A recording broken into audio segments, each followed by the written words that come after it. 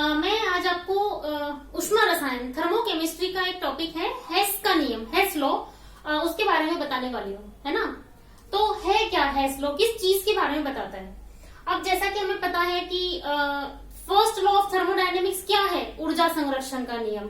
ऊष्मा गतिकी का जो फर्स्ट लॉ है thermodynamics, that is law of energy conservation. तो हम ये कह सकते हैं कि हेस का जो नियम है वो फर्स्ट लॉ का ही एक और अनदर फॉर्म है ना, क्योंकि इसके अंदर भी हम टोटल एंथैल्पी सेम ही बताते हैं, ये एंथैल्पी की ही बात करता है। तो मैं आपको एक चीज बताना चाहूंगी, हमें पता है कि एंथैल्पी हो या आंतरिक ऊर्जा हो ई, ये दोनों ही स्टेट फंक्शन से अवस्था फलन है ना।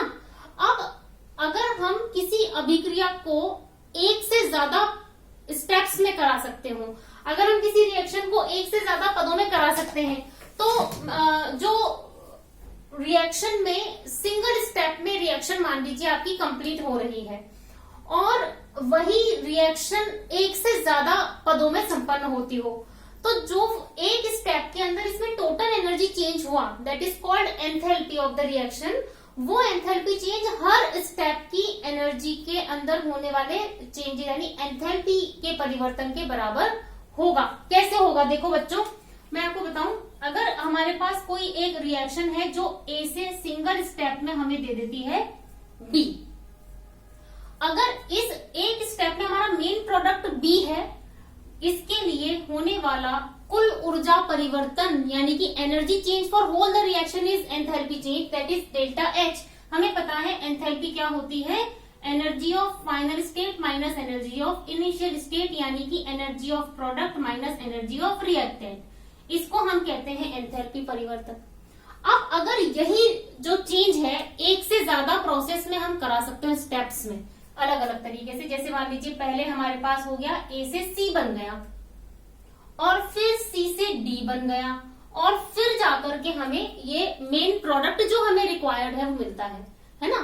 तो ए से सी के लिए एंथैल्पी परिवर्तन होगा अलग, डेल्टा H1, सी से डी के लिए होगा डेल्टा H2 और डी से बी के लिए होगा डेल्टा H3। तो हेस का नियम कहता है कि अगर कोई अभिक्रिया एक प्रोसेस के अलावा किसी और प्रोसेस के थ्रू भी हो सकती है, तो जो डिफरेंट प्रोसेस में एंथैल्पी चेंजेस हैं वो हमारे उस रिएक्शन की टोटल एंथैल्पी चेंज के बराबर ही होगा। यानी कि अगर हम कहना चाहें सपोज डेल्टा H1 का मान आपको निकालना है, हमें पता है क्या होगा, फाइनल स्टेट जो है वो C है, इनिशियल स्टेट A है, इसकी वैल्यू हम दिखाएंगे तो एनर्जी ऑफ प्रोडक्ट क्या है C minus energy of reactant. Delta H2 क्या होगा, हमारे पास इस स्टेप में C तो रिएक्टेंट हो गया, D प्रोडक्ट हो गया, energy of D minus energy of C। और सिमिलरली अगर हम B से B वाली निकालना चाहेंगे डेल्टा H, तो वो क्या होगा, उसमें हमारे पास प्रोडक्ट B है और उसके अंदर रिएक्टेंट D है।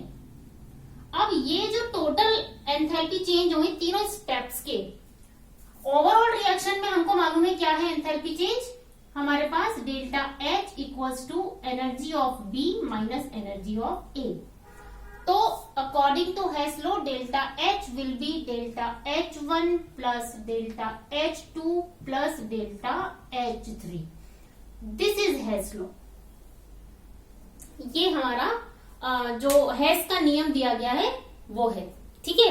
अब आपको इसके अंदर एक चीज और ध्यान रखनी है, आपने एक तो ये इसका एग्जांपल मैं आपको बता देती हूँ, आपने इसका उदाहरण पता होगा, आप सोडियम क्लोराइड का निर्माण पढ़ते हो जिसको हम कहते हैं बॉर्न हैबर साइकिल, आपने इसका नाम भी सुना होगा, this is called born Haber cycle, जिससे कि हम NaCl का फॉर्मेशन जो आयनिक क्रिस्टल है वो बताते हैं। तो एक तो ये है, और दूसरा हम इस हेस के नियम का यूज कहाँ कहाँ कर सकते हैं, इसका क्या अनुप्रयोग है, एप्लीकेशंस क्या है। हम एक तो इसके द्वारा ये निकाल सकते हैं कि किसी भी मॉलिक्यूल में बॉन्ड एनर्जीज में क्या चेंजेस हो रहे हैं, हम किसी रिएक्शन में हाइड्रेशन एनर्जी, उसकी जल योजन ऊर्जा का मान निकाल सकते हैं, हम किसी की हीट ऑफ फॉर्मेशन, कोई कंपाउंड है उसके बनने का संभवन ऊष्मा का मान ज्ञात कर सकते हैं।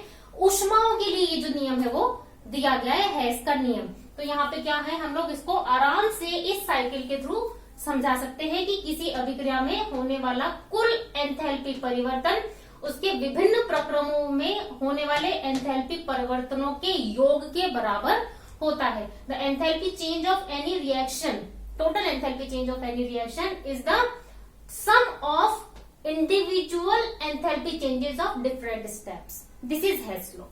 ठीक है बच्चों, तो आप मोर वीडियोस के लिए लाइक, शेयर एंड सब्सक्राइब जरूर कीजिए। Thank you so much.